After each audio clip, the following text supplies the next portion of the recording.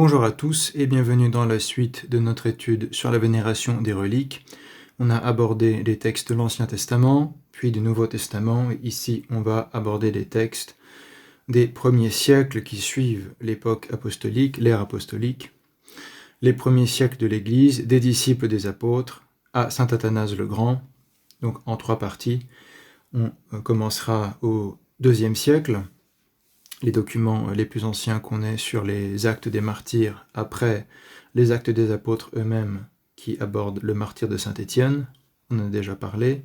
Eh bien ici on va voir quelques textes parmi les plus anciens qui concernent les martyrs et les allusions au culte de leurs reliques et au culte des martyrs qui passent nécessairement par les dépouilles des martyrs. Ici on peut voir une icône sans doute de la translation des reliques de Saint Nicolas. On voit Saint Nicolas qui est étendu, qui représente ces reliques incorrompues, sans doute au moment où il y a eu une translation, c'est-à-dire un transfert des reliques. J'en sais pas plus précisément sur cette icône, là c'est écrit en vieux slavon, vous voyez, un petit peu effacé d'ailleurs. On voit Świętego Nikolaja, c'est-à-dire de Saint Nicolas. Donc Saint Nicolas c'est plutôt le IVe siècle, donc c'est plus tardif que ce qu'on va voir, mais j'ai trouvé cette fresque assez belle.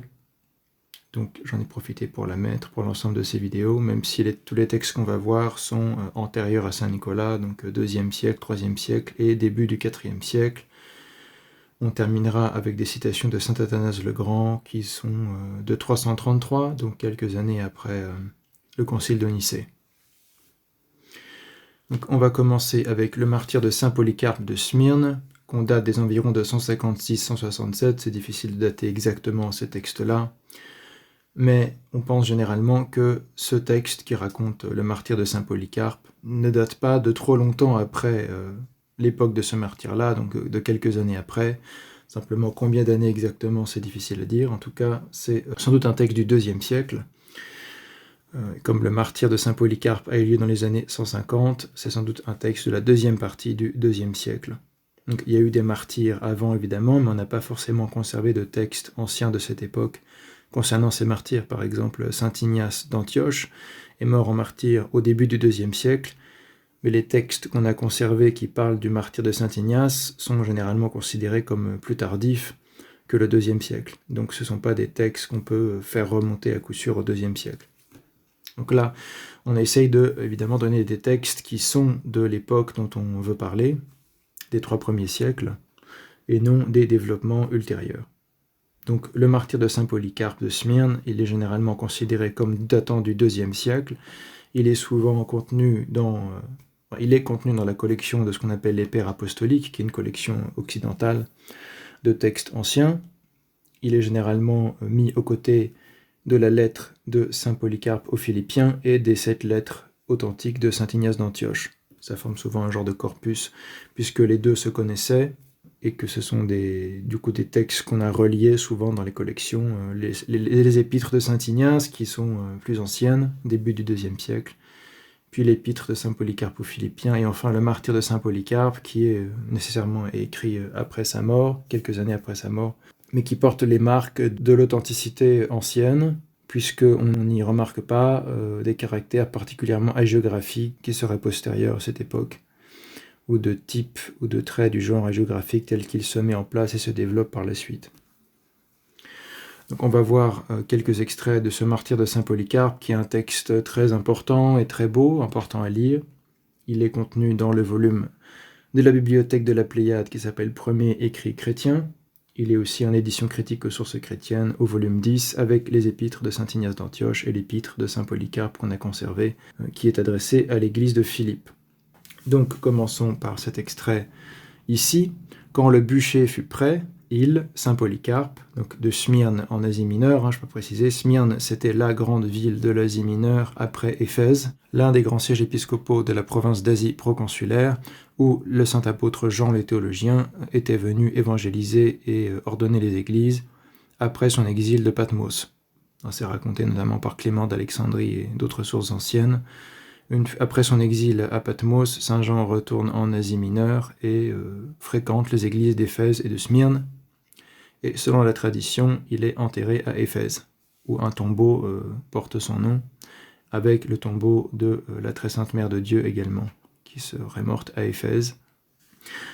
Donc, c'est dans cette zone de christianisation très ancienne qui ont connu Saint Paul, qui ont connu Saint Jean, à quelques générations près, à l'époque où on parle ici. Donc Saint Polycarpe de Smyrne qui est mort assez âgé, plus de 80 ans quand il subit le martyre, donc il a vécu une partie de sa vie au 1er siècle, au moins 30 ans de sa vie au 1er siècle, et donc il a connu bien sûr des figures de l'ère apostolique et probablement d'après saint Irénée lui-même, l'apôtre Jean le théologien ou Jean l'évangéliste.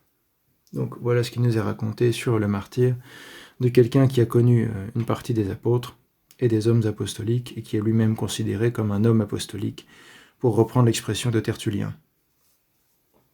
Quand le bûcher fut prêt, Saint Polycarpe, déposa lui-même tous ses vêtements et détacha sa ceinture, puis il voulut se déchausser lui-même.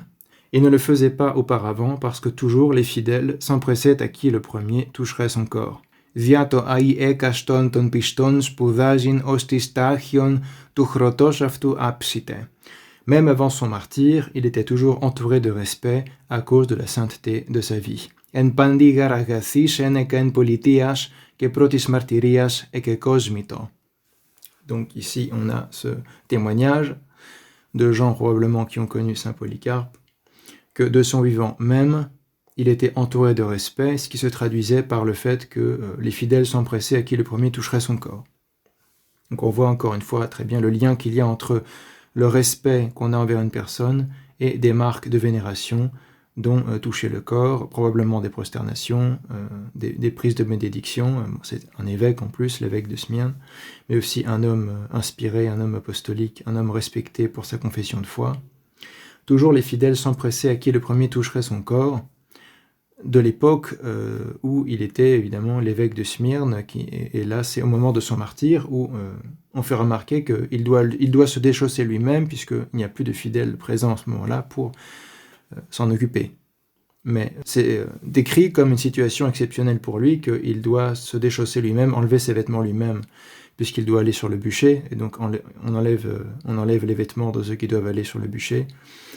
Mais dans une situation normale, il n'aurait même pas pu le faire lui-même, puisque les fidèles se seraient précipités pour l'habiller ou le déshabiller selon les circonstances, comme on fait toujours avec les évêques à l'église dans l'orthodoxie.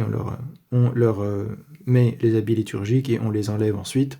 C'est pas l'évêque qui le fait lui-même, mais les acolytes ou ceux qui sont dans le sanctuaire disponible qui habillent et enlèvent les habits liturgiques de l'évêque. Et là, il y a aussi ce côté...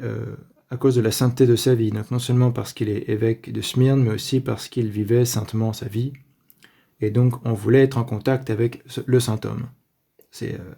On retrouve l'anthropologie biblique, cette idée qu'au contact du juste, on peut participer à sa justice ou à sa sainteté, même au sens le plus physique. Donc ça, c'est le martyre de Polycarpe, chapitre 13, paragraphe 2. On va continuer avec un autre passage un peu plus long, qui est le chapitre 17, paragraphe 1 à 3. Mais l'envieux, le jaloux, le mauvais, l'adversaire de la race des justes, Satan, vous l'aurez compris, le diable, voyant la grandeur de son témoignage et sa vie irréprochable dès le début, le voyant couronné de la couronne d'immortalité, et Stephanomenon tetontis aphtharsia Stéphanon, on va rappeler que Stéphane, ça veut dire le couronné, la couronne c'est Stéphanos, tis aphtharsias de l'immortalité ou de l'incorruptibilité. Pour être plus précis, aphtharsias, c'est l'incorruptibilité. Donc on le voit couronné de la couronne d'incorruptibilité, c'est-à-dire qu'il a subi le martyre, et emportant une récompense incontestée, essaya de nous empêcher d'enlever son corps.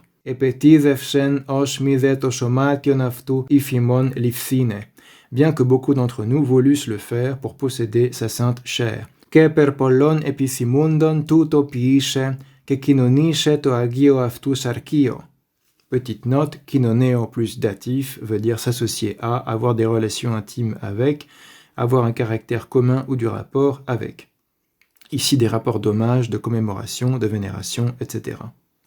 La kénonia, c'est la communion, le fait d'être en relation avec quelque chose. C'est aussi le mot pour dire la société, la participation à quelque chose. Donc ici, il y a le verbe kinoneo qui est appliqué au corps de saint Polycarpe. To agio aftu sarkio. à sa sainte chair ou à son saint corps. Donc agios ici est appliqué au corps. Je ne sais pas si c'est un mot neutre de type sarkion qui est utilisé ici, on ne le trouve pas souvent. La chair c'est sarx, le corps c'est soma, là c'est un autre terme qui est utilisé qui doit être sarkion, quelque chose comme ça, qui désigne ici la dépouille du saint une fois qu'il a subi son martyre. Donc il est décrit que Satan essaye d'empêcher les fidèles d'avoir le corps de saint Polycarpe après sa mort. Alors que beaucoup des fidèles veulent récupérer ce corps ou ses restes, ces reliquia, pour posséder ou pouvoir garder un rapport avec cette sainte chair. Il suggéra donc, on parle toujours de Satan suggéra donc à Nicétès, le père d'Hérode, le frère d'Alchée, d'aller trouver le magistrat pour qu'il ne nous livre pas son corps, pour qu'il ne nous livre pas le corps de Polycarpe. Ostemizune aftuto soma. Et ici, on a le mot soma pour le corps. Ostemizune aftuto soma, son corps, pour qu'on ne donne pas son corps. Ouvrez les guillemets, pour qu'il n'aille pas, dit-il, abandonner le crucifié et se mettre à rendre un culte, seveste, à celui-ci, à Polycarpe.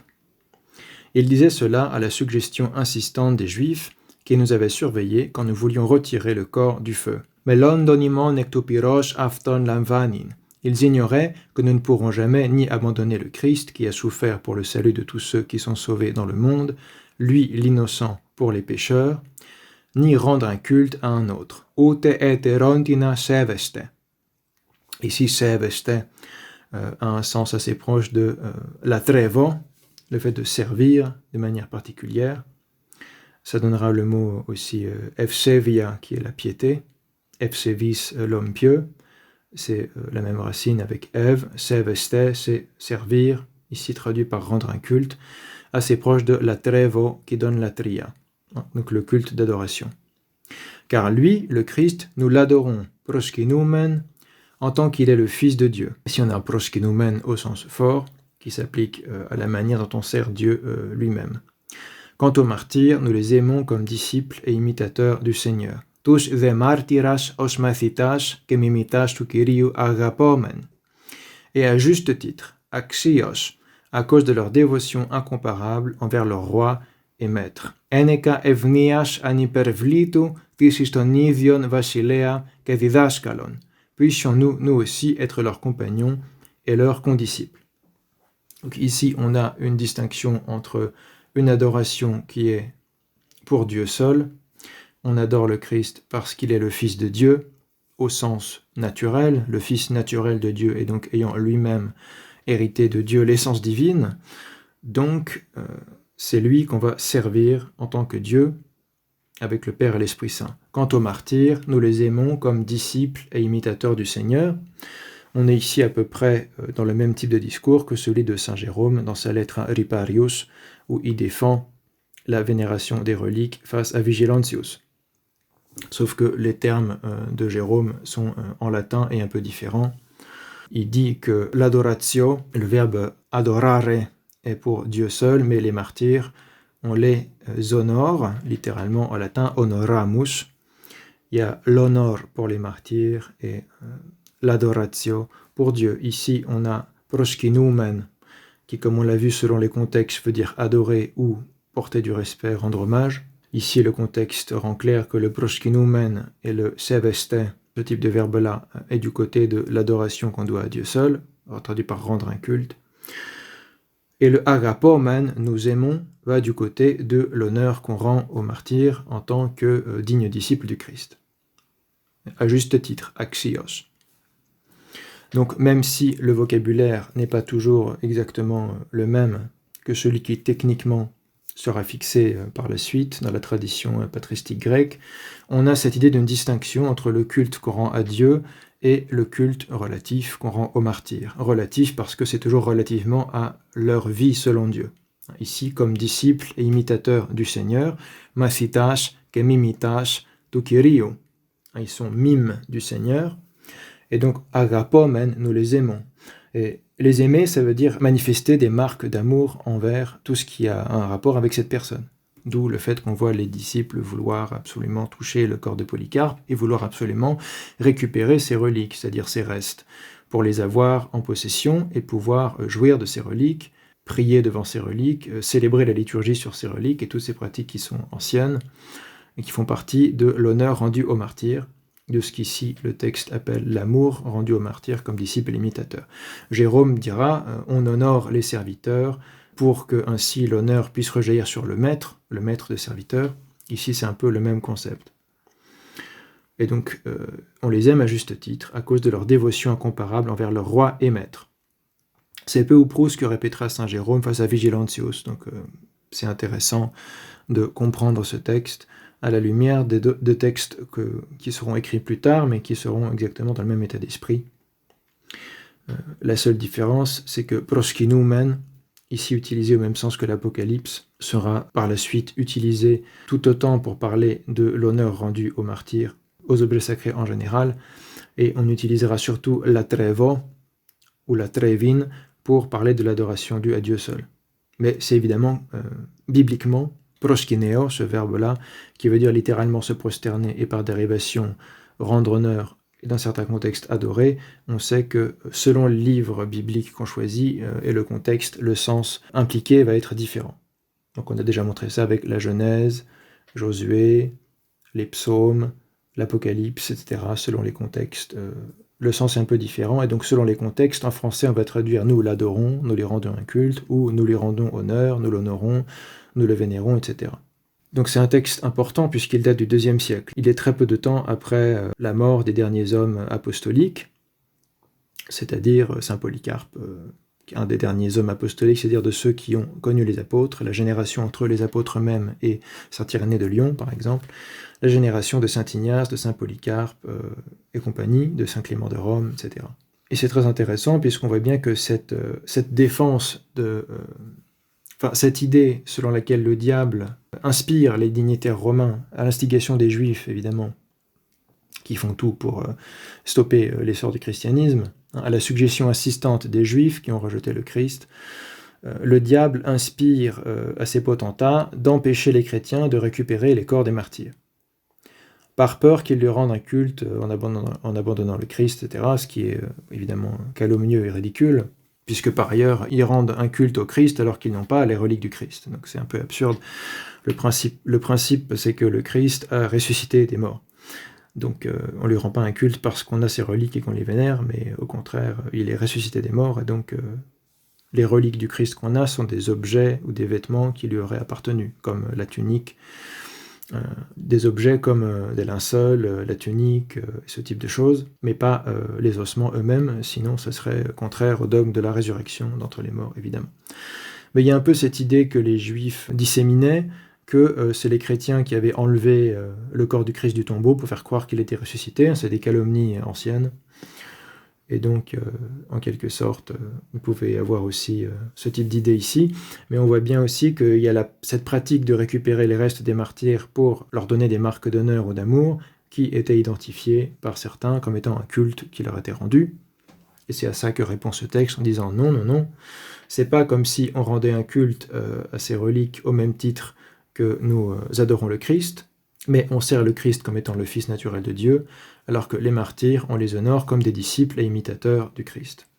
Donc, essentiellement, c'est la même réponse que fera saint Cyril d'Alexandrie face aux critiques de Julien l'Apostat, comme on l'a vu dans son Contre Julien, livre 6, et saint Jérôme de Stridon dans sa lettre au prêtre Riparius contre les accusations de Vigilantius, qui s'oppose au culte, entre guillemets, au culte du lit, aux marques d'honneur rendues aux reliques des martyrs. Donc, selon moi, ce texte est vraiment un précurseur, et on peut dire la preuve qu'au IIe siècle, on pensait déjà comme ça. Les variations sont seulement formelles et textuelles, mais le fond théologique est le même. Il y a ce qu'on rend à Dieu seul, il y a ce qu'on rend à ceux qui, relativement à Dieu lui-même, sont honorables ou aimables. Mais ce agapomen ici est lié à la notion d'agapi chrétienne, et donc de charité chrétienne, qui concerne évidemment l'amour que les saints ont les uns pour les autres. On a vu les saints au sens de saint Paul. Saint Paul qui dit « Saluez-vous les uns les autres d'un saint baiser », avec cette idée évidemment que chaque chrétien digne est un temple de l'Esprit Saint, de mettre travailler là-dessus. Et même après la mort, ceux qui sont morts en martyrs et en confesseurs en particulier, évidemment, sont considérés encore plus véritablement comme les temples de l'Esprit Saint, Ils ont reçu la couronne d'incorruptibilité, comme dit ici le texte, et leurs restes, qui sont toujours rattachés ontologiquement à leur personne, gardent cette sainteté, d'où le fait que ce texte parle de posséder sa sainte chair, kidonishe to agio aftu sarkio, dans le texte grec. Donc, j'étais un peu étonné que quand Gavin Ortlund, qui est un fameux apologiste protestant, je crois qu'il est presbytérien, pas dire de bêtises, mais je crois qu'il est presbytérien, en tout cas protestant américain, il me semble, qui est très cultivé, très brillant intellectuellement, qui a beaucoup de succès avec ses vidéos, mais qui commente ce type de texte comme si ça allait à l'encontre de la pratique chrétienne ancienne de rendre honneur aux reliques des saints, alors que ça démontre cette pratique. Il y a mille lieues entre la réalité que décrit ce texte et la pratique du protestantisme depuis le début de la Réforme. C'est vraiment antithétique. Alors j'ai du mal à comprendre comment on peut regarder ce texte et se dire « Ah, voyez, vraiment, on trouve rien dans ce texte qui montre qu'on doit vénérer les martyrs ou leurs reliques.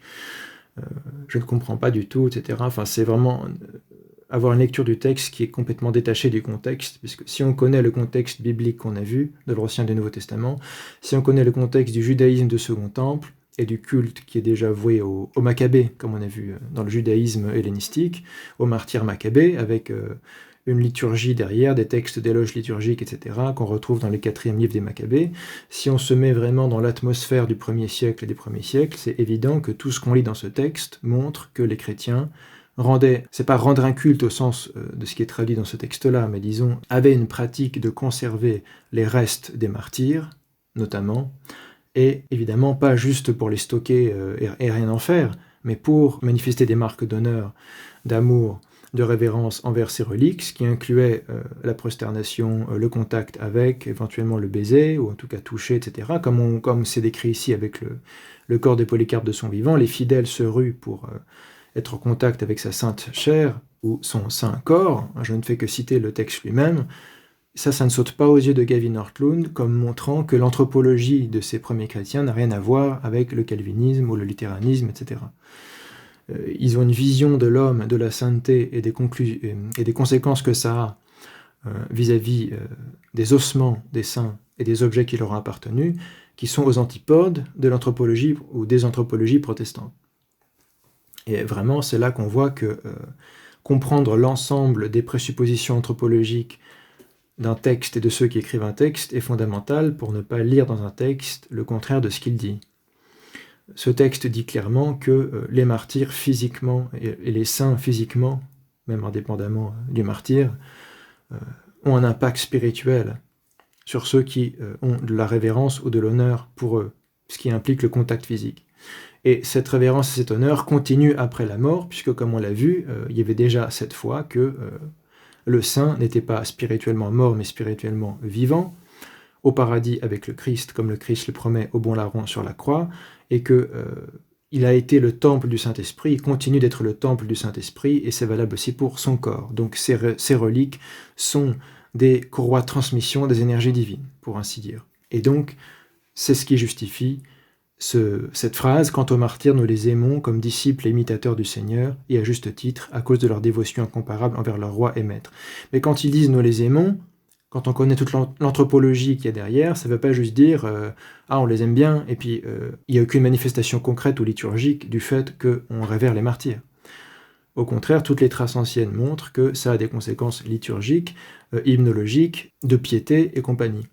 De piété envers les martyrs, etc. Martyrs dont on va demander les prières d'intercession, martyrs dont on va construire les autels sur leurs reliques et leurs tombeaux, où on va célébrer l'Eucharistie, etc. On a déjà vu des allusions à ça dans l'Apocalypse, et le commentaire qu'en fait saint Augustin d'ailleurs. Donc, cette idée qu'on aime les martyrs comme disciples et imitateurs du Seigneur, ici, ça a un sens qui n'est pas la même chose que quand un protestant dit qu'il aime bien tel pasteur, ou tel grand prédicateur. Ça n'a pas du tout le même sens, puisqu'il n'y a pas la même anthropologie derrière, il n'y a pas la même théologie de l'homme, de la sanctification, et donc les mêmes pratiques liturgiques qui sont associées à ces notions-là. C'est pas simplement « Ah, j'aime bien ce prédicateur, j'ai du respect pour lui ». Non, c'est vraiment, ces gens ont vécu dans la sainteté, ils ont été les temples du Saint-Esprit, leur corps, ils ont participé, esprit, âme et corps, aux énergies divines, et donc comme on va le voir dans l'extrait suivant, leurs corps même sont des objets sacrés qu'on va traiter avec révérence. Ça ne veut pas dire juste avec un honneur profane, ça veut dire que ça va avoir des conséquences liturgiques. Et ça va avoir des conséquences dans la piété. Cette révérence fait partie de tout un ensemble de pratiques qui n'ont rien à voir avec l'anthropologie du XVIe siècle, de la Réforme, etc. Les protestants ont été ouvertement contre les reliques. Ils ont détruit des reliques. C'était pas les premiers à le faire, les premiers c'était peut-être les musulmans, mais ensuite les grandes vagues de destruction des reliques en Europe et en France notamment, ce sont les protestants. Hein, les reliques à Lyon, notamment de nombreuses reliques ont été détruites lors des guerres de religion. Je crois que les reliques de Saint-Irénée de Lyon ont été en grande partie détruites à ce moment-là. On n'en conserve que quelques-unes qui étaient stockées dans des reliquaires. Donc j'ai vu qu'il y avait une relique de Saint-Irénée de Lyon dans un reliquaire dans la cathédrale principale de Lyon, mais le tombeau, en gros, a été pillé et les reliques dispersées, détruites par les protestants. Et ensuite, ce sont les révolutionnaires lors de la première Révolution française, qui encore détruiront énormément de reliques, et comme on sait, une grande partie des reliques de Sainte-Geneviève à Paris, par exemple. Mais les protestants ont participé à cette destruction des reliques, parce qu'ils étaient clairement, comme Vigilantius, opposés. Enfin, ça suppose un état d'esprit qui est complètement opposé à ce qu'on lit dans ce texte, en fait. C'est ça qu'il faut comprendre, c'est que, pour être honnête, le protestantisme n'a rien à voir avec ce qu'on lit dans ce texte. Et c'est là qu'on atteint les limites de David Ortlund, qui, malgré toute son érudition, est de mauvaise foi ici, je pense, parce que, justement, à cause de son érudition, il devrait savoir que le respect qui est manifesté ici envers les saints et leur corps après leur mort n'a rien à voir avec, historiquement, ce que les protestants ont fait et comment ils ont traité les reliques des saints. Donc je pense qu'il faut arrêter de se moquer du monde. Ce texte démontre que aimer les martyrs comme disciples imitateurs du Seigneur, c'est traiter avec respect leur reste. Et on a déjà montré ce que ça voulait dire avec d'autres textes, on continuera à voir ça. On va voir un dernier passage du martyr de saint Polycarpe de Smyrne qui va confirmer tout ce qu'on vient de dire. C'est les chapitres 18 à 19. Le centurion, voyant la querelle suscitée par les Juifs, les Juifs essayent de faire en sorte que le corps de Polycarpe soit détruit ou gardé par les païens, au lieu d'être livré aux chrétiens, qui évidemment vont les traiter avec honneur, ce qui est interprété comme un culte par les étrangers qui ne comprennent pas la théologie chrétienne. Le centurion, voyant la querelle suscitée par les Juifs, exposa le corps au milieu et le fit brûler, comme c'était l'usage chez les païens. Donc ils ne se laissent pas trop enguirlander par les Juifs ici, ils font simplement brûler le corps. Ainsi nous pûmes, donc c'est ceux qui écrivent ce martyr de saint Polycarpe, qui utilisent la première personne du pluriel, c'est comme ça qu'on pense que c'est quand même écrit par des témoins oculaires, nous pûmes plus tard recueillir ces ossements plus précieux que des pierres de grand prix et plus estimables que l'or. Ούτως τε ημείς ύστερον ανελόμενοι τα τιμιότερα λίθον πολυτελών και δοκιμότερα υπερχρησίου ως τα αυτού, ces ossements.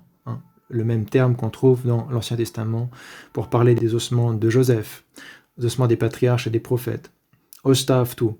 Ces ossements qui sont timiotera, plus précieux, ça peut vouloir dire plus précieux, de plus grand prix, ou plus vénérable, lithon polytelon, que des pierres de grand prix. Et ils sont zokimotera, ici traduit par plus estimable, c'est assez proche que timiotera, hyperchrisiou, que l'or, pour les déposer là où il convient.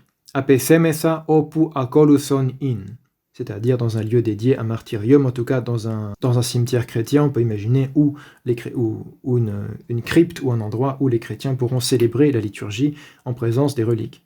Comme on sait que c'était le cas dans les catacombes. Les catacombes qu'on a conservées à Rome et ailleurs sont des lieux où on entreposait les reliques des martyrs et où on pouvait célébrer des offices, des liturgies en présence de ces reliques plus précieuses que les pierres de grand prix et plus estimables que l'or.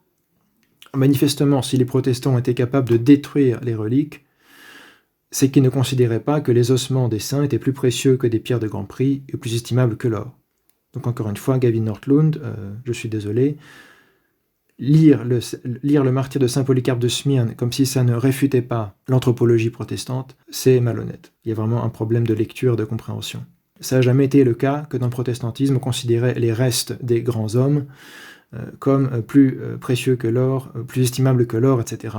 Et qu'il était important de recueillir les ossements, non seulement pour les enterrer dignement, mais aussi pour avoir un rapport de vénération envers eux, au sens où on l'entend dans l'orthodoxie.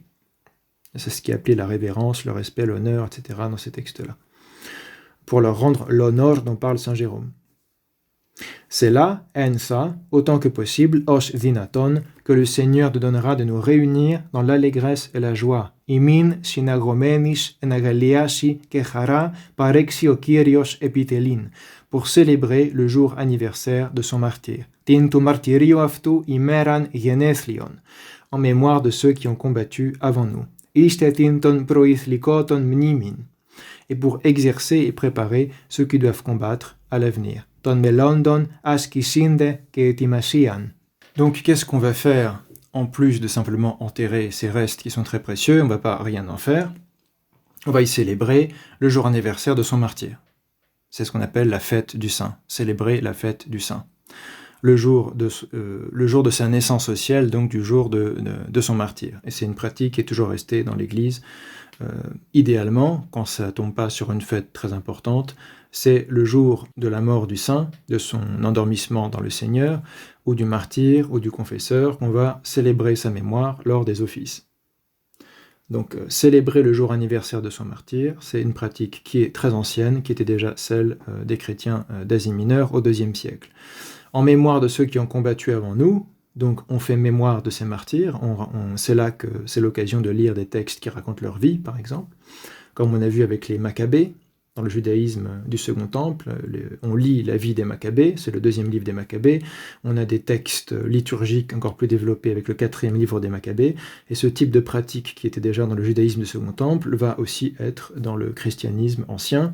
On va développer des vies de saints, des actes de martyrs, pour les lire lors de ces jours de célébration de l'anniversaire du martyr, en mémoire de ceux qui ont combattu avant, et pour exercer et préparer ceux qui doivent combattre à l'avenir, pour montrer des grands exemples de piété, de courage, de foi, etc., à ceux qui sont présents. Mais ça prend toute une dimension différente, déjà dans cette anthropologie de l'Église ancienne, du fait qu'on croit dans la déification de l'homme, on croit dans la sanctification, et il y a les conséquences concrètes que ça a. On croit que Dieu agit à travers les saints, et que donc l'honneur qu'on rend aux saints rejaillit sur Dieu, etc.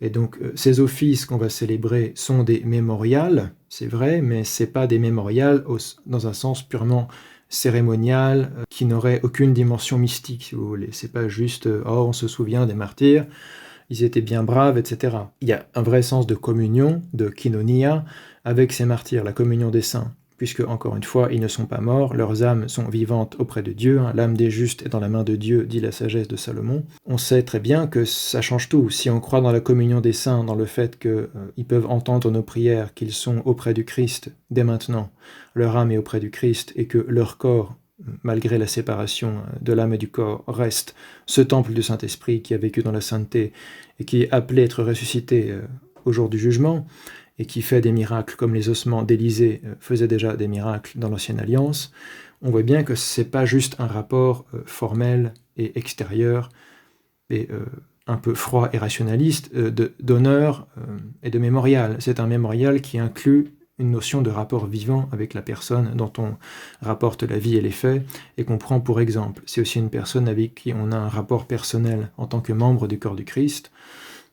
Donc il y a cette idée de communion des saints, qui doit être prise en compte ici. C'est pas la même chose que juste faire une cérémonie en se disant « Ah, c'était un bon prédicateur, il a vécu dans la justice, etc. » Non, c'est pas la même anthropologie. C'est pour ça qu'il faut essayer d'abord de sortir d'une mauvaise anthropologie qui est moderne, qui est humaniste, qui n'est pas celle de l'Antiquité chrétienne. Il faut revenir à une anthropologie biblique, à l'anthropologie des premiers chrétiens, à l'anthropologie orthodoxe, pour comprendre ces textes correctement, dans leur contexte. Et quand il parle de se réunir dans l'allégresse et la joie, il parle de célébrer des offices liturgiques, à la manière que les apôtres ont transmis, et qui étaient des pratiques synagogales, mêlées avec des pratiques purement chrétiennes, voilà, cet ensemble de pratiques liturgiques qui ont été transmises de manière organique depuis l'ère apostolique. et que les chrétiens de l'époque de Polycarpe continuaient de pratiquer, etc. C'est pas, on va inventer une cérémonie comme ça. C'est ancré dans une tradition qui remonte déjà aux apôtres et aux pratiques du judaïsme du Second Temple. On va poursuivre. Il fut non seulement un docteur célèbre, on parle de saint Polycarpe, mais aussi un martyr éminent, dont tous désirent imiter le martyr conforme à l'évangile du Christ. Un docteur célèbre, ça veut dire un grand théologien, un grand enseignant. Ça doit être didaskalon dans le grec, un grand maître, un grand enseignant de la foi et de la théologie chrétienne, et aussi un martyr, donc un témoin éminent. Il réunit ces deux qualités d'être un bon théologien, un bon enseignant et un martyr. Par sa patience, il a triomphé du magistrat inique, et ainsi il a remporté la couronne d'immortalité. Encore une fois, c'est plutôt d'incorruptibilité ici, en fait. Outos tontis aphtharsias Stéphanon apollavon. Alors j'ai repris la traduction qu'il y a dans les sources chrétiennes, qui est de Camelot, il me semble, mais bon, j'ai pas toujours corrigé un petit peu ou reprécisé. Aphtharsias, c'est l'incorruptibilité, c'est pas l'immortalité. En grec, l'immortalité, c'est athanasia. Donc il y a un mot pour ça. C'est la même idée, mais c'est pas le même mot ici. La couronne d'incorruptibilité, encore une fois. On atteint à l'incorruptibilité par ce martyr. Avec les apôtres et tous les justes, dans l'allégresse, il glorifie Dieu. Synthis apostolis και πάσιν δικαίης αγαλιόμενος δοξάζει τον Θεόν. Le Père Tout-Puissant, et bénit notre Seigneur Jésus-Christ, le Sauveur de nos âmes, et le pilote de nos corps, le berger de l'Église catholique par toute la terre. Passage très important ici, c'est le chapitre 19, qui est à la fin du martyre de saint Polycarpe de Smyrne. L'auteur dit que saint Polycarpe, maintenant, après son martyre, avec les apôtres, en compagnie des apôtres, synthis apostolis, et tous les justes, que passin dikeis, dans l'allégresse, se réjouissant, agaliomenos, doxasi ton theon, et glorifie Dieu. Rappelez-vous l'Apocalypse de Jean, notre dernière vidéo, c'est ça que ça veut dire. Il est auprès du trône divin, il est auprès du trône et de l'agneau, en train de glorifier Dieu avec les saints. Comme c'est décrit dans le livre de Daniel et dans le livre de l'Apocalypse de Jean, etc. Donc il y a cette foi au IIe siècle, on est vers 156-167, que saint Polycarpe, une fois qu'il a subi le martyre, il a remporté sa couronne d'incorruptibilité, son âme est auprès de Dieu, et glorifie Dieu avec les apôtres et tous les justes dans l'allégresse. Il glorifie Dieu le Père et il bénit notre Seigneur Jésus-Christ. Rappelez-vous, dans l'Apocalypse, il y a celui qui est sur le trône, il y a l'agneau, etc. Il y a aussi cette distinction entre le Père et le Fils. Le Sauveur de nos âmes, le pilote de nos corps, le berger de l'Église catholique par toute la terre. Ici, on parle de Christ. C'est très important, comme chez saint Ignace d'Antioche, chez saint Polycarpe de Smyrne et ses disciples qui ont écrit son martyre, le Christ est le berger de l'Église catholique par toute la terre, ça veut dire de l'Église universelle qui est partout. C'est le sens de ce terme d'Église catholique.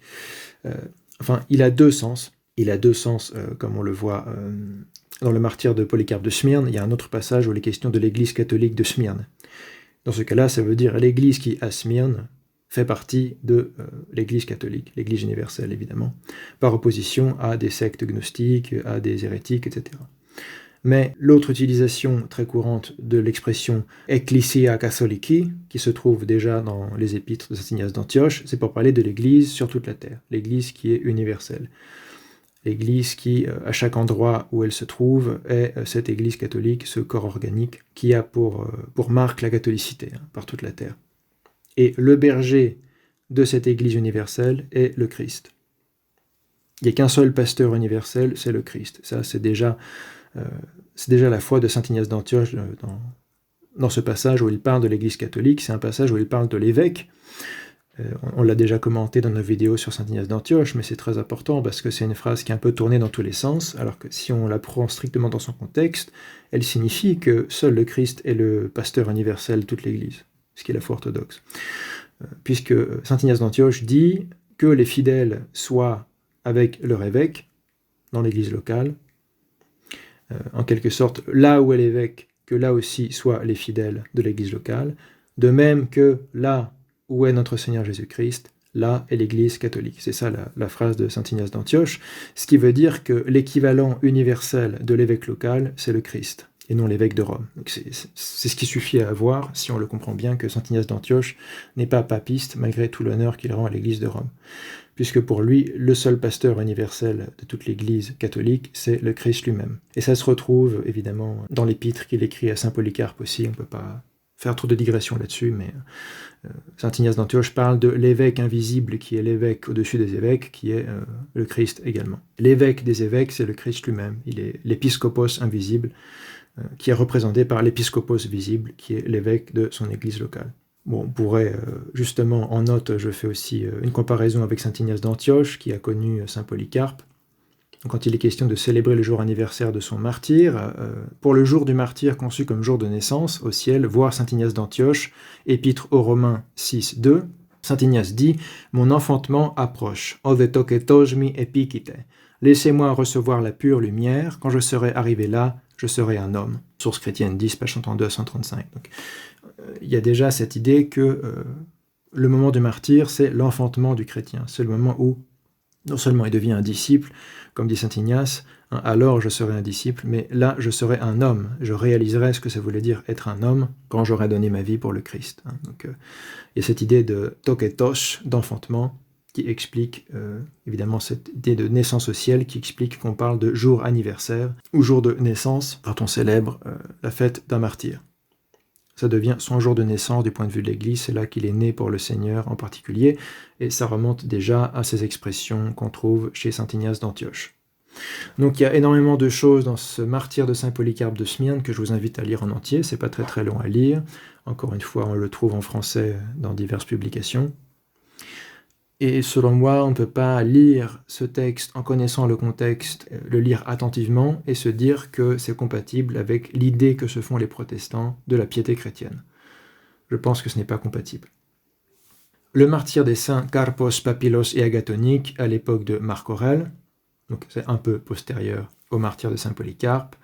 On trouve ces actes de martyr dans les premiers écrits chrétiens en Pléiade, page 259 à 262 pour ce passage-là.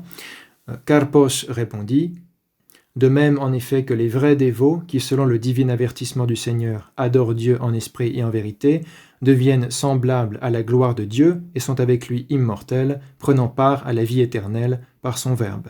De même, ceux qui rendent un culte à ces démons, parle des païens idolâtres, deviennent semblables à leur vanité et périssent avec eux dans la géhenne. » La géhenne ou la guéhenne, je ne sais jamais comment on doit dire. Fermez les guillemets, Papylos, un autre des martyrs, le premier fut cloué sur le bois, son corps fut dressé, et lorsque le feu eut été approché, il pria tranquillement et rendit l'âme. Ce fut au tour de Carpos qui, lorsqu'il eut été cloué, sourit.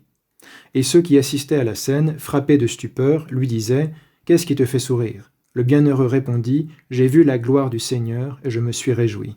En même temps, je vous ai quitté, et je suis affranchi de vos maux. » Une certaine Agathonique, là c'est une femme, Agathoniki, qui avait assisté à la scène, vu la gloire du Seigneur que Carpos affirmait avoir vue, et comprit que c'était un appel du ciel, fit aussitôt s'élever sa voix. « Ce repas a été préparé pour moi, il me faut donc y prendre part, et manger de ce repas glorieux. » C'est ainsi qu'elle rendit le souffle, et qu'elle mourut avec les saints, c'est-à-dire avec les martyrs Carpos et Papylos.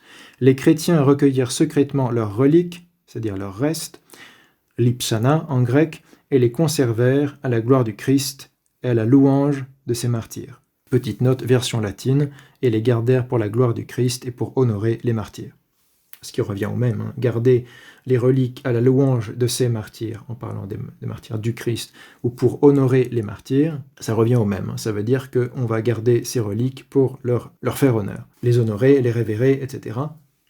Mais intéressant, le texte dit « pour la gloire du Christ et la louange de ses martyrs ». On retrouve un petit peu cette idée qu'on a dans le livre de Daniel quand Nabuchodonosor dit « j'adore Dieu et je loue ses saints ». Ici, c'est le même principe. Hein. À la gloire du Christ, gloire à laquelle participent les saints, c'est ce que dit Carpos ici, saint Carpos, hein, dit que ceux qui adorent Dieu en esprit et en vérité deviennent semblables à la gloire de Dieu et sont avec lui immortels, prenant part à la vie éternelle par son Verbe, c'est-à-dire que la prière sacerdotale du Christ, dans l'Évangile selon saint Jean chapitre 17, a ce résultat que les saints participent à la gloire, deviennent semblables à la gloire de Dieu, c'est-à-dire ces énergies divines, du point de vue orthodoxe. Il ne s'agit pas d'être Dieu par nature, mais de participer à Dieu lui-même par la grâce. Et c'est pour ça qu'on doit louange aux martyrs, et selon la version latine, honorer les martyrs. Ce même terme qu'on a chez saint Jérôme, honor, martyres honoramus, nous honorons les martyrs. parce qu'ils ont été des serviteurs et des imitateurs du Christ et qu'ils ont vécu et participé à la gloire du Christ.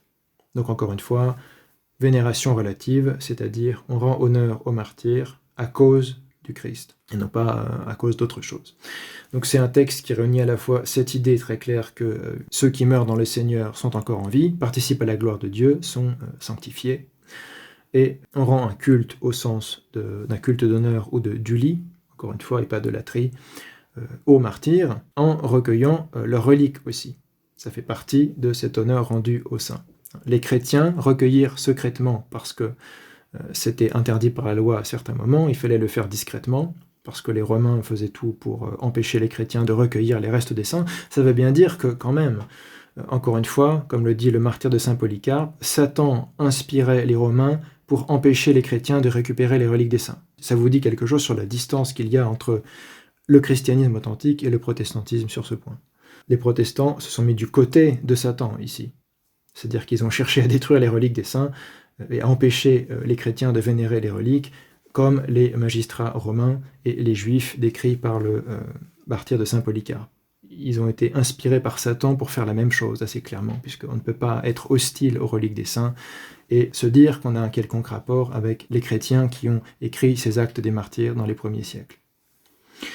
Donc poursuivons avec le martyr de saint Justin et ses compagnons, un martyr qui a eu lieu aux alentours de 163-168. On a différentes strates de ces textes de martyrs de saint Justin, donc c'est difficile de dater exactement. On a différents types de textes plus ou moins étoffés.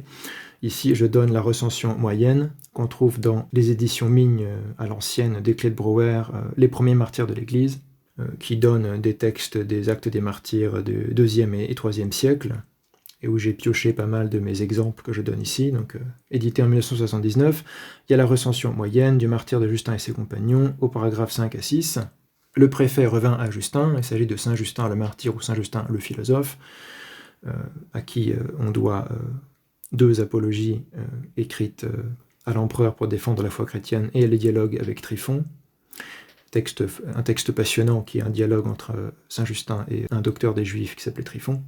On parle de ce saint Justin-là du 2e siècle, donc martyrisé vers 163, qui est un peu entre saint Polycarpe et saint Irénée en termes de génération. Le préfet revint à Justin, ouvre les guillemets, « Écoute-moi, toi qu'on dit éloquent et qui crois posséder la doctrine véritable, si tu es fouetté puis décapité, es-tu convaincu qu'après tu monteras au ciel ?»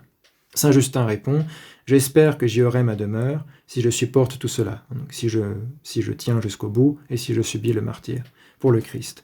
Et je sais que la récompense divine est réservée jusqu'à la consommation de l'univers entier à tous ceux qui auront vécu de la sorte. » Petite note, autre traduction, et je sais que pour ceux qui ont vécu droitement, la faveur divine les attend jusqu'à l'embrasement final. Dans les 2 cas, c'est-à-dire que saint Justin dit que dès la mort physique, on atteint une récompense divine qui est réservée aux saints.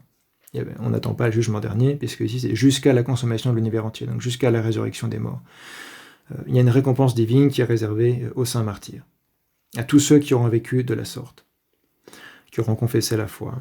Tous ceux qui ont vécu droitement, la faveur divine les attend jusqu'à l'embrasement final. Donc on ne croit pas qu'ils sont dans une espèce de shéol des morts, au même titre que les injustes ou les âmes de ceux qui ont vécu avant la passion et la résurrection du Christ.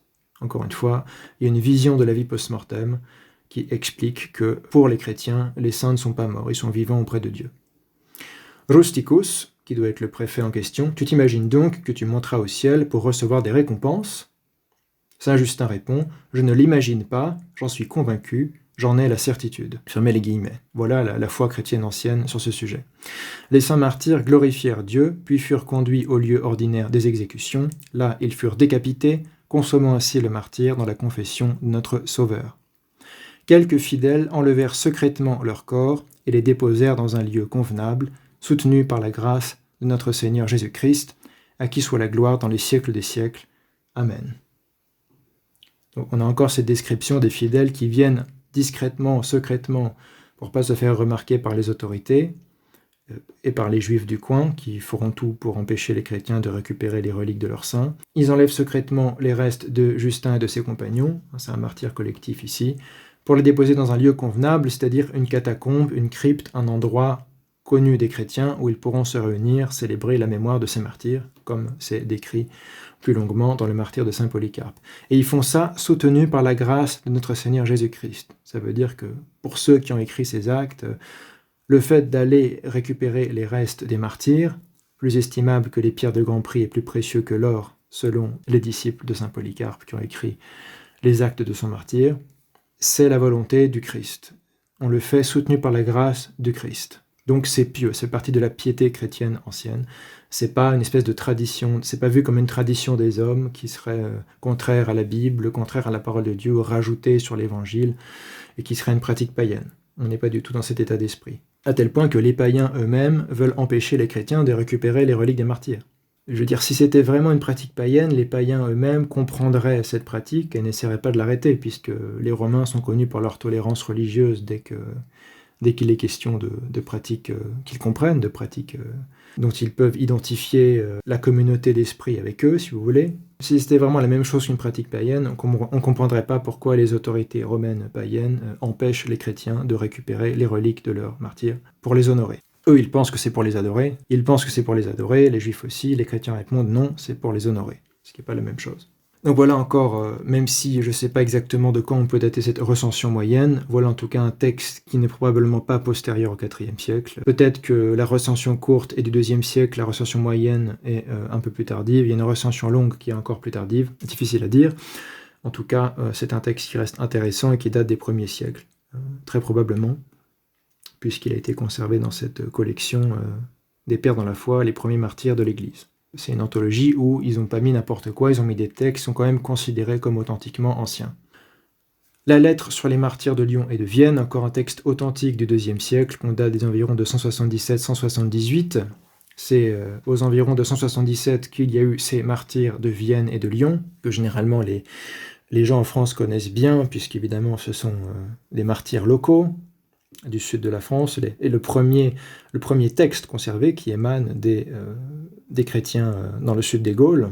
À cette époque où évidemment c'est très grec et très oriental, on n'est pas encore dans une église latine, c'est les premières vagues d'évangélisation dans le sud des Gaules qui sont faites par des orientaux comme saint Pothin, saint Irénée à Lyon, où il y a énormément d'orientaux qui sont là, issus d'Asie mineure, de Smyrniote, des colonies de Smyrniote notamment, dont est issu saint Irénée de Lyon, qui a été disciple de saint Polycarpe de Smyrne, mais qui s'occupait aussi évidemment du troupeau local, qui était composé de gallo-romains, en gros. De gens d'un peu partout, c'était cosmopolite, mais aussi de gallo-romains locaux. Saint Irénée décrit qu'il doit prêcher dans la langue locale pour être compris, même si la liturgie est en grec, évidemment. On n'en était pas à traduire la liturgie dans le vernaculaire aussi facilement et aussi rapidement, ça demandait du travail. Sans doute les premiers passages latins dans la liturgie se sont faits en Afrique, difficile à savoir, mais sans doute en Afrique proconsulaire et à Rome plus tardivement. Quoi qu'il en soit, c'est un texte très important qu'on a conservé en larges fragments par l'histoire ecclésiastique d'Eusèbe de Césarée, d'où la source que je précise ici. Eusèbe de Césarée, Histoire ecclésiastique, livre 5, paragraphe 1 ou section 1, paragraphes 57 et 59 à 61. C'est aussi publié en tant que tel dans les premiers écrits chrétiens en Pléiade. Là, c'est l'édition critique aux sources chrétiennes. On va voir quelques passages de cette lettre très importante et très belle, qui est un bon complément au martyr de saint Polycarpe, mais malheureusement, contrairement au martyr de saint Polycarpe, il n'a pas été conservé en entier. Cette lettre qui a peut-être été rédigée par saint Irénée de Lyon, c'est une hypothèse des spécialistes. Elle est anonyme en tant que telle, elle est écrite au nom de l'église de Lyon et de Vienne, et adressée aux frères qui sont en Asie. C'est-à-dire l'origine, enfin la patrie d'origine de la plupart du clergé qui est à Lyon.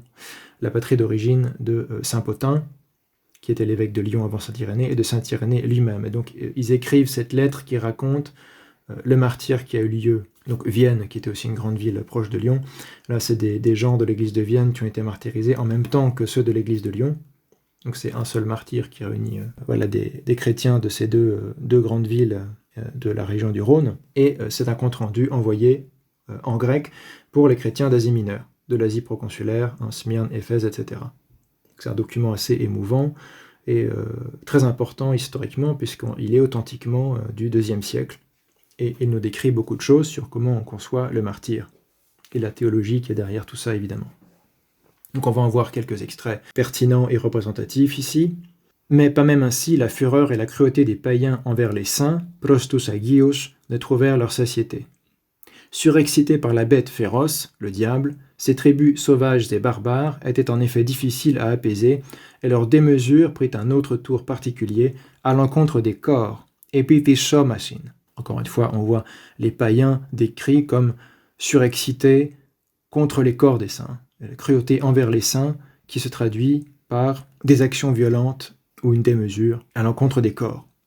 C'est une constante, on va voir une forme de constante dans les récits des martyrs de cette époque.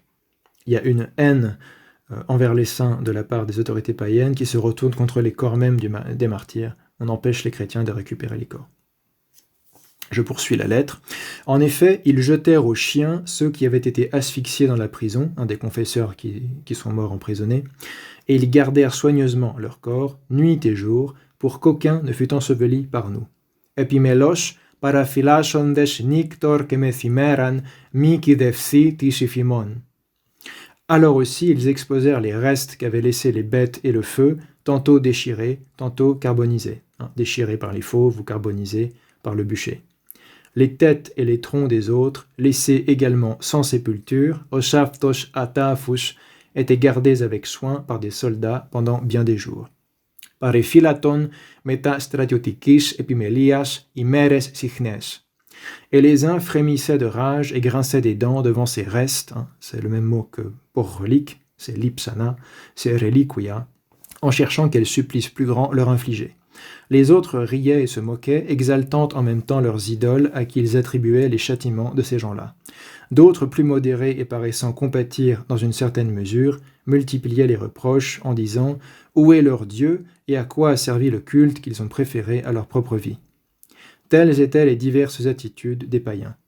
Quant à nous, nous étions dans une grande douleur de ne pouvoir ensevelir leur corps dans la terre. Tade kathimash en megalo kathistiki pensi diatomidinaste ta somata krypse tigi. Car la nuit ne nous servait à rien pour cela. L'argent ne séduisait pas. Ceux qui gardaient les corps essayaient d'amadouer ou de soudoyer les gardes des corps pour essayer de récupérer les corps.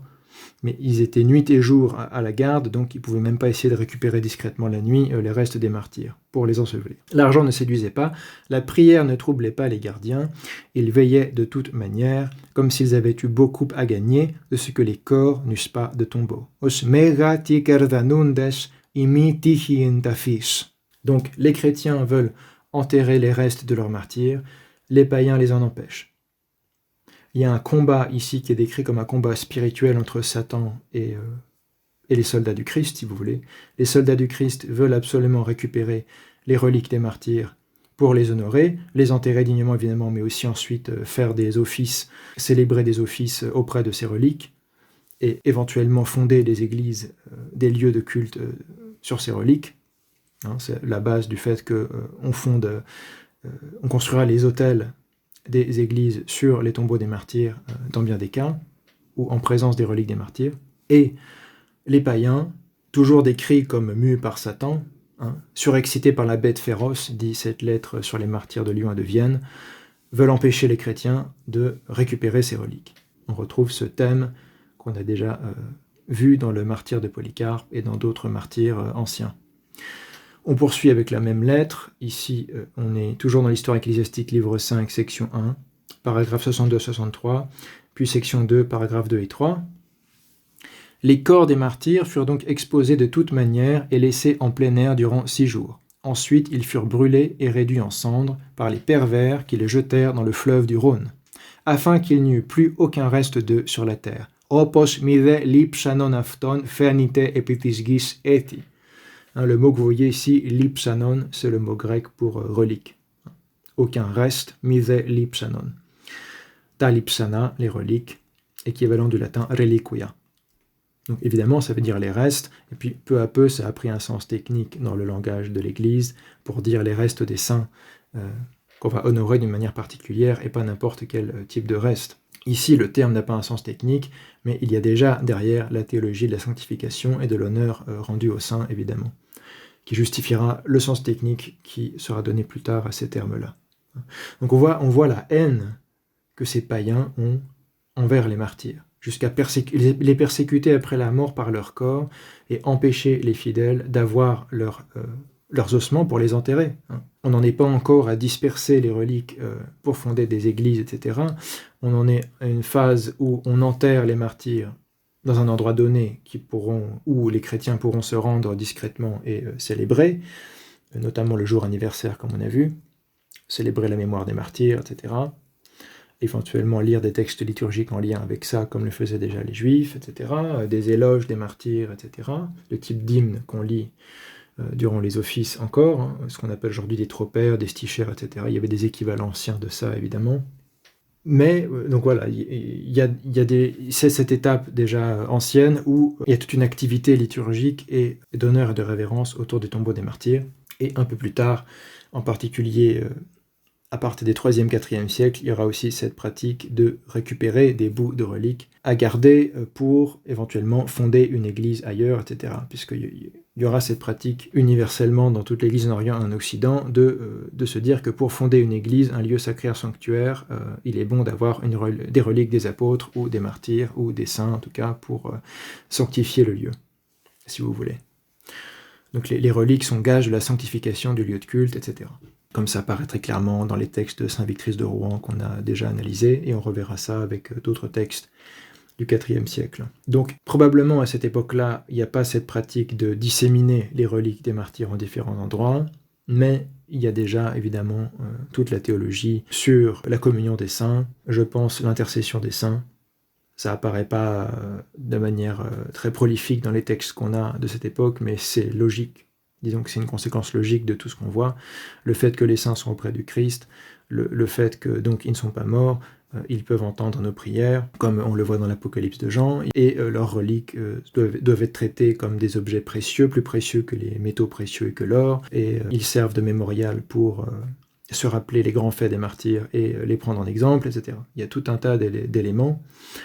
On parle de saint corps, de sainte chair, de rester en relation avec la sainte chair du martyr, etc. Il y a tous ces éléments qui fondent en fait la vénération en termes orthodoxes ou l'honneur rendu aux saints à travers leurs reliques. Simplement, certains détails ou modes de gestion de ces reliques ne sont pas encore là. C'est plutôt quelque chose qui va se développer plus tard, l'idée de séparer des bouts de reliques pour les envoyer ailleurs, on va dire, cette chose en particulier, qui commencera à être faite en Orient et puis ensuite sera acceptée partout. On aura l'occasion de revenir là-dessus. Continuons ce texte. Donc on voit la haine qui est portée contre les corps des saints. On va jusqu'à brûler, jusqu'à en faire descendre les ossements des saints, puis les verser dans le Rhône, dans ce grand fleuve qui est tout près, pour ne pas que les chrétiens puissent enterrer leurs martyrs. Ils faisaient cela, ces païens surexcités par la bête féroce, encore une fois, ils faisaient cela comme s'ils pouvaient vaincre Dieu et priver les morts d'une nouvelle naissance. Os δυνάμενη νικήσαι των Θεών και αφελέστε αυτόν την παλιγενησίαν. La palingénésie, palingenésian, c'est la nouvelle naissance, le fait de naître à nouveau. Évidemment, c'est pas parce qu'on s'attaque au corps des martyrs qu'on peut vaincre le pouvoir de Dieu et priver ces martyrs de leur nouvelle naissance, c'est-à-dire de leur naissance au ciel, encore une fois. Le jour de leur naissance au sens où saint Ignace d'Antioche parle de son enfantement, la palingénésie, leur nouvelle naissance auprès de Dieu n'est pas annulée parce qu'on détruit leurs reliques. Mais simplement, c'est forcément satanique, cette attaque des reliques des saints qui sont des objets sacrés. C'est une folie satanique, c'est une atteinte contre Dieu. Parce que l'honneur rendu aux saints est un honneur rendu à Dieu, comme on l'a déjà vu, puisqu'ils sont les justes qui ont été agréables à Dieu lui-même, et dont le psalmiste nous dit qu'on doit louer Dieu dans ses saints, et que Dieu est prodigieux ou merveilleux, thavmastos, dans ses saints. Donc il faisait cela comme s'il pouvait vaincre Dieu et priver les morts d'une nouvelle naissance, afin que, comme il disait, les martyrs n'eussent plus d'espoir de résurrection. Comme si détruire leur corps allait empêcher Dieu de les ressusciter au dernier jour. Sous prétexte que les chrétiens enterrent évidemment les ossements en vue de la résurrection, mais c'est pas parce que les païens s'acharnent contre le corps que Dieu ne pourra pas les ressusciter. C'est en quelque sorte une bataille perdue d'avance, évidemment. Car c'est en croyant à la résurrection qu'ils introduisent chez nous un culte étranger et nouveau, et qu'ils méprisent les supplices, prêts à aller avec joie jusqu'à la mort. Il faut souligner que cette lettre qui date du IIe siècle indique que les païens pensent de cette manière. Ils pensent que ce que font les chrétiens est un culte étranger et nouveau qui les pousse à faire ce qu'ils font. Donc ils ne pensent pas que ce que font les chrétiens, c'est récupérer des pratiques païennes. Et ça inclut l'honneur rendu aux saints à travers leurs reliques. Ils empêchent les chrétiens de récupérer les reliques des saints parce que toute cette chose, toute cette affaire de christianisme est un culte étranger et nouveau. Donc, eux, en tout cas les païens, ne considèrent pas que les chrétiens s'inspirent de leur propre culte pour faire ce qu'ils font, assez clairement. Maintenant, voyons s'ils ressusciteront et si leur Dieu pourra les secourir et les arracher de nos mains. Fermez les guillemets. Donc ça, c'est ce que la lettre rapporte et met dans la bouche des païens. Ceux-ci, les confesseurs, devinrent à tel point les émules et les imitateurs du Christ, epitoshuton gilote que mimite Christu et yenando, on a le même terme que dans le martyre de Polycarpe, que bien qu'ils fussent dans une telle gloire, oste entiafti zokshi parchondes, et qu'ils eussent rendu témoignage non une ou deux fois, mais souvent, et eussent été ramenés d'auprès des bêtes couverts de brûlures, de meurtrissures, de plaies, non seulement ils ne se proclamaient pas eux-mêmes martyrs, mais ils ne nous permettaient même pas de les appeler de ce nom. Et si parfois l'un de nous, par lettre ou verbalement, les appelait martyrs, ils le reprenaient amèrement. Évidemment par humilité, puisque tant qu'on n'est pas arrivé au bout, on ne peut pas accepter le nom de martyr, on est simplement confesseur. Ce sera une distinction clairement faite au IIIe siècle dans la correspondance de Saint Cyprien notamment. Les confesseurs sont ceux qui souffrent pour la foi, qui sont emprisonnés pour la foi, mais ils n'ont pas encore donné leur vie pour la foi. Les martyrs sont ceux qui vont jusqu'au bout et sont tués pour leur foi en Christ. Ils ne sont pas tués pour n'importe quoi, mais pour leur foi en Christ. C'est important aussi, c'est pas parce qu'on meurt et qu'on est chrétien qu'on est martyr. Il faut que ce soit une mort qui soit la conséquence d'une confession de foi. Sinon, ce n'est pas un témoignage, ce n'est pas une martyria. Donc voilà, reprenons. Ils refusent le titre de martyr puisqu'ils n'ont pas encore donné leur vie pour le Christ. Et ils doivent garder l'humilité parce qu'il y a toujours le risque de, tout d'un coup, avoir peur, faiblir et trahir le Christ sous le coup de la torture, si vous voulez. Donc là, l'humilité est nécessaire parce que tant qu'on n'est pas arrivé au bout, on n'est pas encore devenu un disciple d'Ignace d'Antioche, on n'est pas encore devenu un homme, on n'est pas encore né au ciel. Il faut garder l'humilité jusqu'au bout. Ils émettent en effet à réserver le titre de martyr au Christ, le martyr fidèle et véritable, le premier-né d'entre les morts, le prince de la vie de Dieu. Archigot isois tous. Il se souvenait aussi des martyrs qui étaient déjà sortis de ce monde, et il disait « Ceux-là sont déjà des martyrs que le Christ a daigné prendre dans leur confession. Et kini isi martyres, us entiemologia Christos ixiochen analifsine » après avoir gravé en eux, par la sortie hors de ce monde, le sceau du martyr. Epis fragisha menos afton viatis exodut in martyrian. Pour nous, nous ne sommes que de petits et humbles confesseurs. C'est intéressant de voir dans ce texte des environs de 177-178 cette distinction entre martyr et confesseur qui est déjà faite. Le titre de martyr est réservé au Christ par excellence et par participation à ceux qui ont donné leur vie pour le Christ, qui ont eu gravé en eux par le Christ le sceau du martyr. Ils sont epis fragisha menos, sfragis c'est le sceau, ils sont epis fragisha menos tin martyrian. Ils ont été scellés de ce titre de martyr, puisqu'ils ont été témoins du Christ jusqu'au bout. Or, ceux qui ne sont pas encore morts pour le Christ sont de petits et humbles confesseurs, homologite. Homologia, c'est la confession, on a le terme aussi ici. Homologitis, le confesseur, qui originellement n'est pas utilisé pour un prêtre qui entend des confessions, mais pour ceux qui confessent la foi, c'est-à-dire qui souffrent publiquement, ou en privé, mais généralement à cette époque publiquement, pour la foi. Ils sont emprisonnés, ils subissent des sévices et autres types de souffrances et d'humiliations pour le nom du Christ. Ils sont confesseurs. Donc voilà 2 extraits de cette lettre que j'ai mis en avant. Je vous invite à la lire en entier, évidemment, même si on n'a pas tout l'ensemble de la lettre, on a quand même de larges extraits qui sont transmis par Eusèbe de Césarée, et ça reste très précieux. Peut-être qu'un jour on découvrira un manuscrit plus complet, difficile à dire. En tout cas, pour l'instant, c'est perdu. Mais on peut toujours espérer trouver dans quelques manuscrits arméniens perdus quelque part ou autre une traduction ancienne faite du texte grec, comme ça a été le cas pour un texte de saint Irénée de Lyon, par exemple. On en vient à la dernière source qu'on va citer ici, qui relate un martyr qui a lieu au tout début du IIIe siècle, en 203. Alors le texte doit être de 203 ou quelques années après, si vous voulez. C'est sans doute écrit par des témoins oculaires, mais évidemment, c'est difficile de dater exactement le texte et l'état du texte qu'on a conservé, de la Passion de Perpétuée Félicité, qui fait partie des grands actes des martyrs magnifiques, qui sont traduits dans les premiers écrits chrétiens en Pléiade. Je donne la référence ici. Il y a aussi une édition critique aux sources chrétiennes, qui s'appelle la Passion de Perpétuée Félicité. Donc vous avez le texte latin en regard de la traduction française, et en Pléiade, la traduction française seule. C'est un très beau texte qui nous parle en particulier de deux grandes saintes que sont Perpetua et Felicitas, Perpétuée et Félicité, mais aussi d'autres martyrs dans l'affaire, évidemment, ce ne sont pas les deux seuls. Il y a aussi un diacre qui s'appelle Saturus. C'est pas seulement Perpétuée et Félicité, c'est juste les deux saintes principales. Et un passage de ces actes, de cette passion, est probablement écrit de la main de, je ne sais plus laquelle des deux, peut-être Perpétue, de Sainte Perpétue elle-même, donc ce serait le plus ancien texte chrétien et qu'on ait conservé, écrit par une femme qui d'ailleurs est enceinte. Elle va subir le martyre pour Dieu et elle est enceinte, et son père lui fait du chantage pour que, au nom de son fils dont elle est enceinte, elle rejette le Christ et accepte de ne pas subir le martyre. Donc c'est un texte très fort, en fait, très actuel, évidemment. Je vous invite à le lire en entier. Il est assez long, plus étoffé que les textes du IIe siècle. Et on va en voir quelques passages ici, et on finira avec ce texte du début du IIIe siècle. On continuera après avec d'autres textes du IIIe siècle un peu plus tardifs.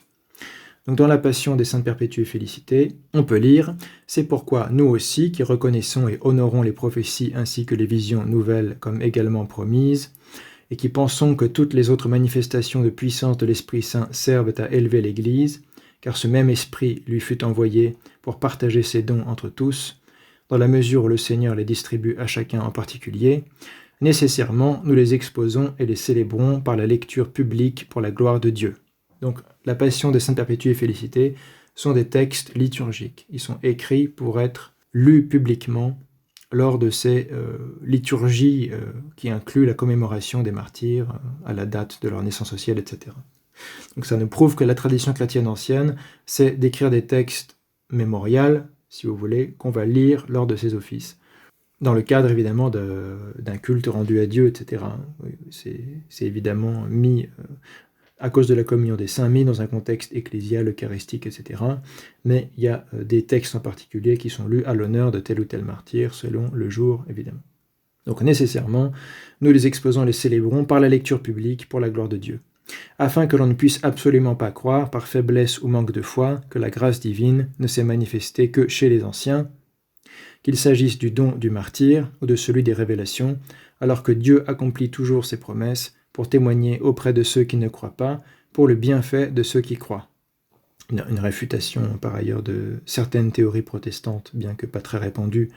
Certaines théories chez les baptistes, il me semble que les dons du Saint-Esprit se seraient arrêtés avec les apôtres. C'est pas du tout la foi de l'Église ancienne, évidemment. L'Église ancienne insiste sur le fait que les dons du Saint-Esprit sont perpétuels au sein de l'Église. Ça ne s'arrête pas avec les apôtres. Là-dessus, c'est intéressant à souligner. C'est un texte qui souligne le fait que on doit croire que les dons du Saint-Esprit continuent, sont toujours d'actualité jusqu'à la fin des temps. C'est pas simplement pour les anciens.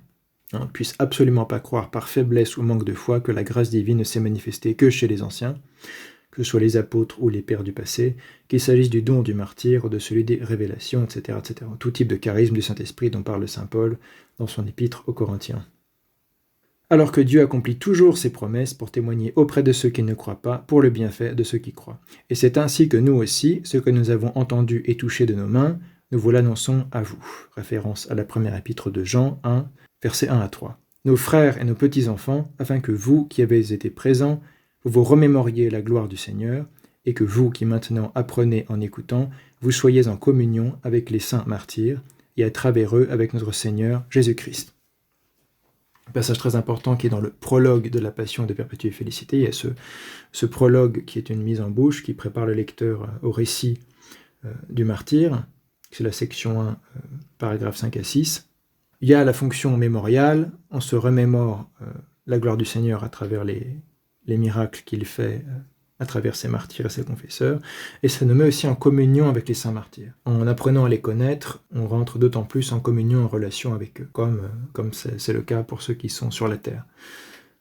On peut les connaître de nom, mais quand on connaît leur vie, quand on connaît ce qui leur est arrivé, leurs actes, leurs paroles, etc., on a une relation beaucoup plus forte avec eux, et c'est pareil avec les saints martyrs. Et à travers eux, notre Seigneur Jésus-Christ. C'est le but.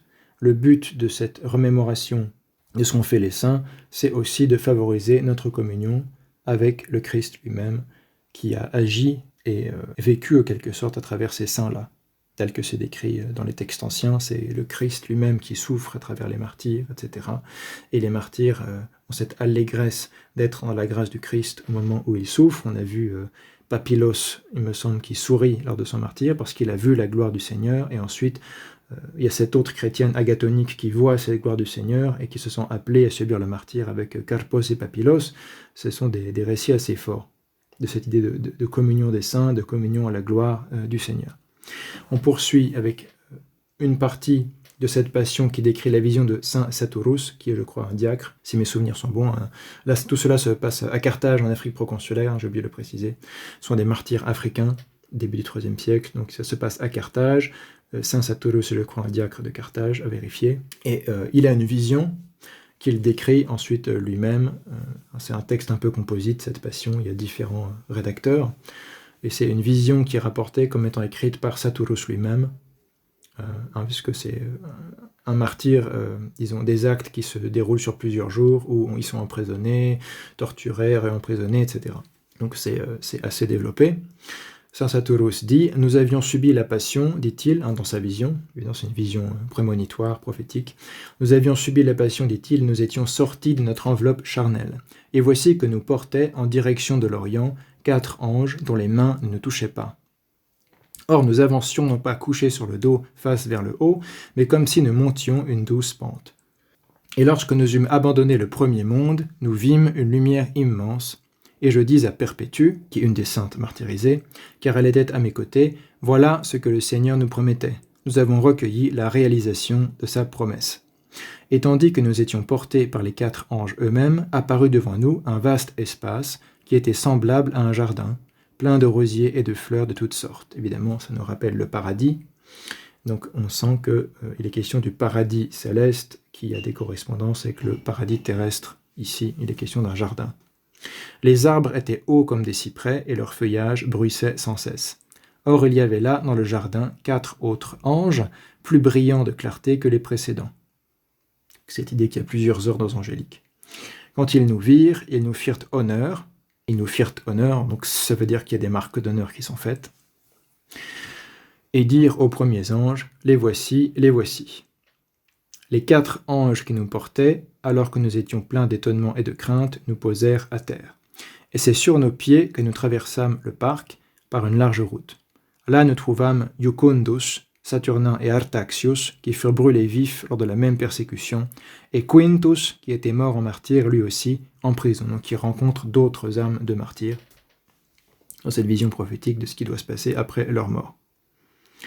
Et nous voulions leur demander où étaient les autres, mais les anges nous dirent « Venez d'abord, entrez et saluez le Seigneur ». Donc vous voyez un petit peu, ça nous plonge aussi dans la conception de la vie post-mortem qui existait chez ces chrétiens africains des premiers siècles. Ils ont ces visions où ils savent qu'ils vont rencontrer au paradis céleste les âmes des autres martyrs, en particulier des martyrs qu'ils ont connus, etc. Mais évidemment, on n'est pas là simplement pour discuter avec les autres martyrs, mais on vient pour entrer et saluer le Seigneur, la fameuse liturgie céleste dont on a déjà parlé. Donc la vision se poursuit, et nous arrivâmes près d'un lieu dont les parois semblaient faites de lumière. Et devant la porte de ce lieu se tenaient 4 anges qui nous revêtirent à notre entrée de robes blanches. Dans les visions de Daniel et de l'Apocalypse, les robes blanches sont les robes des martyrs en particulier. Et nous entrâmes et nous entendîmes un chœur qui ne cessait de dire « Saint, Saint, Saint », référence à l'Apocalypse, chapitre 4, verset 8. Évidemment, Agios, Agios, Agios, Sanctus, Sanctus, Sanctus, c'est aussi le chant décrit dans le livre d'Isaïe.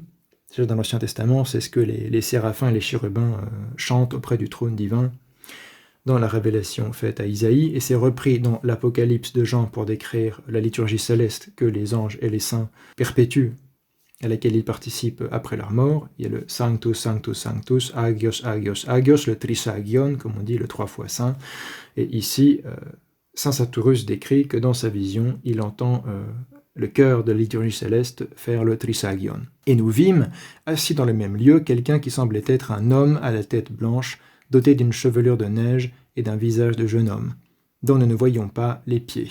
Référence à Apocalypse 1, versets 13 à 14 et Daniel 7, 9. Et à droite et à gauche se tenaient 4 vieillards, voir Apocalypse 4, versets 1 à 8, et derrière eux d'autres vieillards très nombreux. On est toujours dans ce genre de la littérature apocalyptique, avec cette vision de saint Saturus, qui fait partie de la passion de Perpétuée Félicité. Nous entrâmes emplis d'admiration, nous nous tînmes devant le trône, et 4 anges nous soulevèrent, et nous embrassâmes l'homme, et il passa sa main de chaque côté de notre visage. Donc là, évidemment, il s'agit du Christ, vous l'aurez compris. Cet homme à la tête blanche, avec un visage de jeune homme, c'est le Christ lui-même. Et les autres vieillards nous dirent « Levons-nous ». Et nous nous levâmes et nous nous donnâmes la paix, c'est-à-dire le baiser de paix. Et les vieillards nous dirent « Allez et réjouissez-vous ». Et je dis à Perpétue « Tu as ce que tu veux ». Elle me répondit « Je rends grâce à Dieu de ce que, aussi joyeuse que je l'étais dans la chair, je sois plus heureuse ici maintenant. » Et nous commençâmes à reconnaître beaucoup de nos frères, du moins ceux qui étaient aussi des martyrs. Nous étions tous nourris d'un parfum ineffable qui nous rassasiait. Alors, dans la joie, je me réveillais. Voilà comment se termine la vision de saint Saturus, une vision qu'il a plusieurs jours avant son martyre, pour le conforter probablement dans sa foi et dans sa détermination à mourir pour le Christ. Passion de Perpétuée Félicité, chapitre 12, paragraphe 1 à 7, et chapitre 13, paragraphe 8. On va voir maintenant un dernier passage de cette passion de Perpétuée Félicité, au chapitre 21, paragraphe 2 à 5 et paragraphe 11. Donc là, le texte revient sur le martyr à proprement parler, et à la fin du récit du martyr, on a ce passage. Et aussitôt, à la fin du spectacle, un léopard fut lâché, et à la suite d'une morsure unique, Saturus fut couvert d'une si grande quantité de sang que le public, tandis qu'il revenait sur ses pas, lui cria, témoignant de son second baptême, on parle du baptême du sang ici, il a reçu le baptême dans l'eau et l'esprit, il reçoit le baptême du sang, un bain, c'est le salut, un bain, c'est le salut. Évidemment, il dit ça pour se moquer de lui, pour se moquer du mystère du baptême. De fait, il était bel et bien sauvé, celui qui avait pris un bain de ce genre, dit le rédacteur de la Passion ici. Alors il dit au soldat Pudens, « Adieu et souviens-toi de ta foi, souviens-toi de moi, que ces événements ne t'inquiètent pas, mais te rendent fort. » Un soldat Pudens, probablement un chrétien ou un catéchumène.